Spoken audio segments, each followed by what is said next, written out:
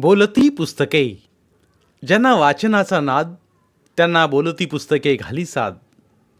आमचं channel subscribe करा आणि सबस्क्राईब करायला इतरांनाही सांगा. नमस्कार श्रोते मित्र हो. बोलती पुस्तके सादर करीत आहे लेखक श्री रवींद्र रेखा गुरव लिखित कादंबरी बेदुने शून्य. प्रकरण 24. सकाळची वेळ. तासाची बेल झालेली नव्हती. नेहमीप्रमाणे मुख्याध्यापकाचा पत्ता नव्हता. क्लार्क संजय कडवाला परिपाठ झाल्यानंतर शाळेत यायचा जणू परवानाच मिळालेला. कुणी विचारलं तर शाळेचं काम होतं हे त्याचं पालुपत चाललेलं असायचं. बाकीचे सगळे हजर. शिपाई पाण्याच्या घागरी हातात घेऊन पाणी आणण्यासाठी चाललेले. तेवढ्यात कुणीतरी विषयाला तोंड फोडलेलं. विषय तसा गंभीर, सर्वांच्याच आस्थेचा. देवळाच्या बांधकामाची पावती किती द्यायची. यशवंताला दम धरवला नाही. आईला कशा कशाला पैसे काढायचं. इकडे शाळा चालवायची काय देवळं बांधायची. कसली शाळा घेऊन बसलास मर्दा. शाळा चालवून काय पोटं भरत्यात. देवळं बांधून गावातलं सगळे प्रश्न आत्ताच मिटणार आहेत. कांबळे सरांचं प्रकट मत. देवळं असू देतो, पण त्यांच्या गावातल्या देवळाचा आणि आमचा काय संबंध. आम्ही का पावती काढायची. होय, आता म्हणा की. मुख्याध्यापकाच्या गांडीनं हाकता तवा कळत नव्हतं. यशवंताच्या थेट हल्ल्यानं सूर्यवंशी गपगार. त्याची मोठी गोची झालेली. त्याला मुख्याध्यापकाला सोडायचं नव्हतं व पैसेही द्यायचे नव्हते. सूर्यवंशी सराला यशवंता बोलल्यामुळे बाकीच्यांची मनं सुखावली. सुभाष मोरे मात्र सावरून बसला. ते जाऊ द्या. आईच्यानं सांगतो, गौतम सरांनीच काल फक्त हिंमत दाखवली. माघारी बोलणं सोपं असतंय. काल मात्र सगळ्यांनीच गांडीत शेपटी घातलेली. कुंभार सरांचा रोख सूर्यवंशीवरच होता. त्यांनी सूर्यवंशीला शाल जोडीत हाणलं. होय, गौतम सर होते म्हणून काल पावत्या द्या नाही तिने. संभाने गौतम विषयीची आपली भावना बोलून दाखवली. मघापासून गौतम शांत बसलेला. त्यानं सगळ्यांचं म्हणणं ऐकून घेतलं. मला जे वाटत होतं ते मी बोललो. मानसिंग भाऊला माझं बोलणं झोंबलंय, पण त्याला पर्याय नाही. उगाच पाण्यात राहून माशाशी वैर करायचं नाही म्हणून 1000 रुपये देतो म्हणालो मी. नाही तर गरज नसताना ढीगभर देवळं बांधायला आपला विरोध आहे. आधीच एक दत्ताचं देऊळ आहे की गावात. हे दादानी पार्टी स्पीडवर बांधाय काढलंय. त्या दुसऱ्या देवळात गेल्यावर देव काय पावत नाही वय. ते विचारायचं नाही यशवंता. इथे शाळेत प्यायला पाणी नाही, त्याचा कधी विचार नाही. पाणी वडून तुमचा जीव जायला लागलाय. दुपारी तोंडावरनं पाणी फिरवावं म्हटलं तरी पोरांना पाणी मिळत नाही, आणि हे देवळं बांधायला लागल्यात. काय बोलावं अशा लोकांना काय कळत नाही. बरं, दुसरं देऊळ कशाला बांधायला हे विचारायची सोय नाही. विचारणाऱ्यालाच खुळ्यात काढतील. तो कसा नास्तिक आहे हे सिद्ध करून दाखवतील. तुम्ही आम्ही तर तोंडच उघडायचं नाही. ते आपल्याला आपल्या घरातलं नोकरच समजतात. उठ म्हटलं की उठायचं, बस म्हटलं की बसायचं. काय सुभाष, तू काहीच बोलत नाहीस. गौतमच्या बोलण्यानं सुभाष मोरे चाच पडला. आम्ही शिपायांनी कसं बोलायचो त्यांच्यामोर. मग पैसे काढून दे. आम्ही तुला नको म्हटलंय. मुख्याध्यापकाच्या गळ्यात गळा घालून बस. कुंभार सरांनी सुभाष मोरेला झापलं. मुख्याध्यापकांच्या गावचं देऊळ त्यांनी 5 का 10,000 द्यावं, आमचं काय म्हणणं नाही, पण ते आमच्यावर का जबरदस्ती करायला कळत नाही. ते 10 का 20चं बंडल फेकतील. सकाळी मी बातमी काढली या. आमचं मुख्याध्यापक बांधकाम कमिटीत आहेत. आमचे पैसे गोळा करून देणार आणि आपली पावती बाजूलाच काढणार. बघा माझं खरं आहे का नाही ते. ह्यो आयत्या बिळावर नागोबा आहे. तेव्हा काय करायचं ते ठरवा. मी असं म्हटलोय म्हणून कोण सांगत गेलं तर माझ्या ह्याच्यावर मारी. काय ते ठरवलं पाहिजे आपण. असं बोलूनही चालणार नाही. यशवंता, असं चिडू नकोस. कोणीही इथला सांगत जाणार नाही. त्याला काय पैसे जास्त झालेत, आणि सांगितलं तर तो दुसऱ्या बाचा असेल. सूर्यवंशी आता प्रवाहात सामील झाला. पैसे वाचवण्यासाठी त्यानं तात्पुरती भूमिका बदलली. जे काय करायचंय ते सगळे मिळून करूया, तरच आपलं भलं होईल. संभादा, बेल दे, पोरं गोंधळ करतील. गौतम उठला. मग सगळेच उठले. शिपाई बेल देऊन पाण्याच्या वाटेला लागले. अजून गौतम घरी गेला नव्हता. शाळा सुटली तरी तो तिथंच थांबलेला. कांबळे सर, कुंभार सर, यशवंताबरोबर औपचारिक मिटिंग. विषय देऊळ आणि त्याची पावती. देवस्थान बांधकाम कमिटी येऊन गेल्यापासून चर्चेत फक्त हाच विषय. चर्चेच्या केंद्रस्थानी मुख्याध्यापक, संस्थेचा अध्यक्ष तानाजी पाटील उर्फ दादा. चर्चेचा सूर आक्रमक. 33 कोटी देवांची देवळं बांधा म्हणाव. देवळं बांधून गावचे सगळे प्रश्न मिटणारच म्हणा. गावचं जाऊ द्या, अध्यक्षाचा प्रश्न तरी मिटणारच की. रांडचा घाणीतलं पैसे जिबानं उचललं, देवाला बी सोडलं नाही उंडक मल्यानं. गावात गटार नाही, मराठी शाळा पडायला आली या. कसं पटवून द्यायचं लोकांना? देव काय उठून बसला होता माझं देऊळ बांधा म्हणून? काय, पहिलं दत्ताचं देऊळ आहेच, हे दुसरं. उद्या कोणतरी म्हणलं दत्ताला 3 तोंड असतात, तिसरं देऊळ झालंच पाहिजे. फाडा पावती. गुरुदेव दत्त. हां, ह्यो धंदा बरा. आईच्यानं सांगतो, लोकांना देवाची भीती घातली तर लोक अंगातली कापडं बी काढून देतात. दत्त दर्शनाला जायाचं जायाचं, आनंद पोटात माझ्या माहीना. काय असं म्हण रे दादा?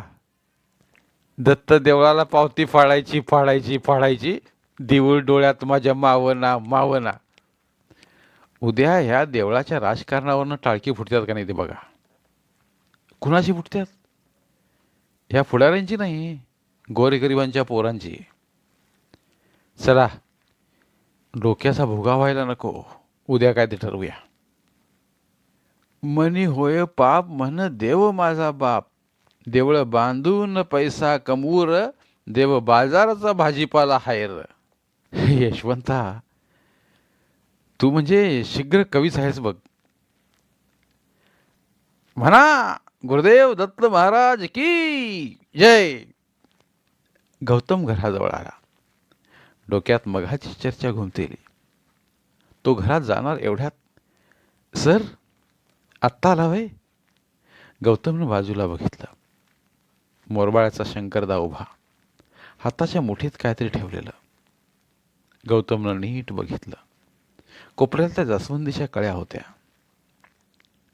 शंकरदा, काय करताय? काय नाही, ही फुलं आणायला तो. एवढ्या संध्याकाळी?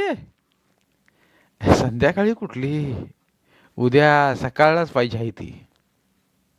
मग आत्ता का तोडल्यासा? या की आत. शंकरदा आत येत म्हणाला. सकाळी कोण राखत नाहीत, म्हटलं आत्ताच नेऊन ठेवूया. खुर्चीवर बस म्हणताना नजर जाईल अशा ठिकाणी फाटलेला शर्ट, विरलेली चड्डी घातलेला, डोक्यावर तेल नसल्यानं केस पिंजारलेला शंकरदा खाली चटईवर बसला. गौतमनं त्याला पाण्याचा तांब्या देत विचारलं, घरात काय कार्यक्रम आहे? वय, होम घालायचा आहे. होम? कसला होम? भटजीनं सांगितलंय. कशासाठी? काय सांगू सर, तुम्हाला ठावच आहे. पोर बाळणपणात मिली, बायको बी सारखी आजारी असते या, हातात पैसा राहीना झालाय. तेव्हा म्हटलं भटजीला विचारावं म्हणून गेलतो, तर त्यानं होम घालाय सांगितलाय. लवकर होम घाला म्हटलंय त्यानं, नाहीतर पुरीसारखी बायको बी मरून जाईल म्हणून सांगितलंय त्यानं. म्हणून होम घालताय? किती खर्च सांगितलाय? 5,000 म्हटलाय. 5,000? कशी जुळणी केलाय पैशाची? काय सांगू, माझ्या दातावर माराय पैसे नाहीत. गाबण्या म्हशीवर ढिरीतनं पैसे काढल्यात. शंकरदा, तुमची पोरगी मेली, वाईट झालं. बरं, आता होम घालून काय पोरगी परत येणार आहे का? आणि आजारपण हे असतंच की माणसाला, सगळेच आजारी पडतात. 5,000चा होम घालण्यापेक्षा तेच पैसे मावशीच्या दवाखान्याला घातले असतंस तर बरं केलं असतं. वय खरं सर, वट सांगतोय म्हणजे काहीतरी खरं असणारच की. मनात भ्या असतं याच. उगीच एकाची परीक्षा नको म्हणून करालोय. शंकरदा उठला. गौतम पुढं काय सांगणार ह्याचा त्याला अंदाज आलेला. गौतमलाही ते कळलं. त्यानं विषय थांबवला. शंकरदा गेला. गौतमच्या डोक्यात गुंता, देऊळ, होम, शंकरदाची मेलेली पोर. का मेली? शंकरदाला 4 पोरी. थोरलीचं 14व्या वर्षी लग्न. डोक्यावरचा बोजा कमी केला. खेळायचं वय. त्या वयात बाईपण आलं. 9व्या महिन्यात मृत्यू. कारण मूल आडलेलं. वेना नाहीत. पोरीची ताकद कमी पडली. मूल पोटातच मेलं. मग तीही. शंकरदाची बायको आजारी. 4 पोरी. त्यानंतर पोरासाठी 2 वेळा बाळंतपण. दोन्ही वेळा पोरं मेली. दोन्ही मुलगेच. बाई तुरकाटीसारखी झालेली. पुन्हा पोरगा होईल, वंशाचा दिवा येईल म्हणून कारखाना सुरूच. बाई सतत आजारी. सगळ्या प्रश्नावर एकच उपाय, होम. मूल्य 5,000. त्वरा करा. लवकर येणाऱ्या डिस्काउंट. अधिक 5 आशीर्वाद मोफत. होम, आशीर्वाद, देऊळ, देव, देवस्थान कमिटी. पावती मूल्य 5,000. परिणाम, शाळेचे प्रश्न क्षणार्धात सुटतील. उदाहरणार्थ पाण्याचा प्रश्न, जुन्या इमारतीचा प्रश्न, गरीब मुलांच्या वह्या पुस्तकांचा प्रश्न, कपड्यांचा प्रश्न इत्यादी. गौतमच्या डोक्यात विचारांचं काहूर. वहीत झरझर अक्षर उमटतात. हे झोपलेल्या देवा, जरा जागा होऊन बघ. देवळातून, दगडाच्या मूर्तीतून, मंत्रातून, तंत्रातून बाहेर पड. धर्माच्या बंदिस्त चौकटीतून, पुजाऱ्याच्या मतलबी पाशातून जरा मोकळा श्वास घे. बघ, बघ काय चाललंय. तुझ्या नावावर देवळे बांधणारे तुझाच बाजार मांडून बसलेत.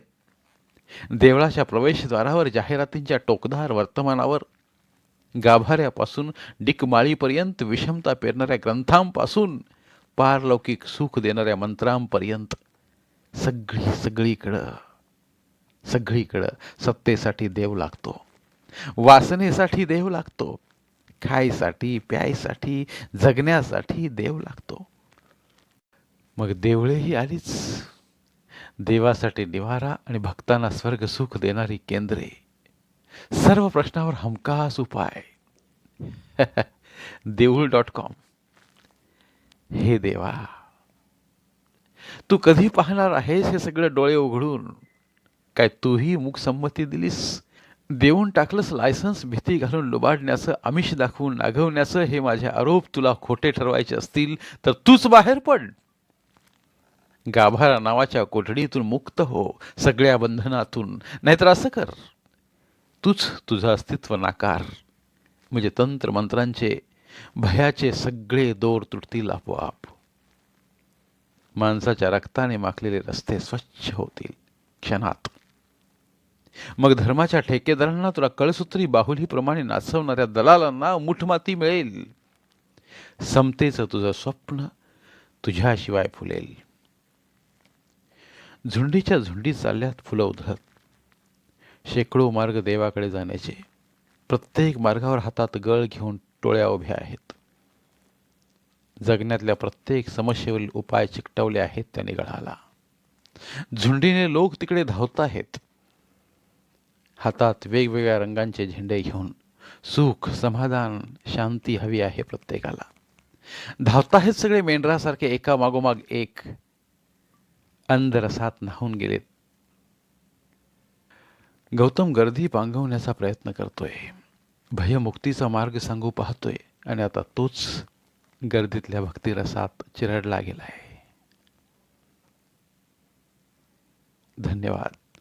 उर्वरित कादंबरी पुढील भागात.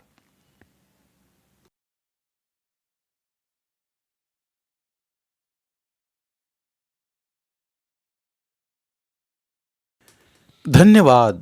प्रिय श्रोते मित्र हो, आपल्यासाठी एक आवाहन. आमच्या चॅनलच्या प्लेलिस्ट विभागात तुमच्यासाठी शेकडो कादंबऱ्यांचे ऑडिओ बुक्स उपलब्ध आहेत. तिथे प्रत्येक कादंबरीचे सर्व भाग एकत्रित मिळतील. त्यामुळे सध्या सुरू असलेल्या क्रमशः कादंबरीच्या पुढील भागासाठी वाट पाहण्याची गरज नाही. तुमच्या वेळेनुसार तुम्ही संपूर्ण कादंबरी सलगपणे ऐकू शकतात आणि साहित्याचा आस्वाद घेऊ शकता. कृपया आमच्या चॅनलच्या होमपेजवर जाऊन प्लेलिस्ट चेक करा आणि तुमची आवडती कादंबरी निवडा. धन्यवाद.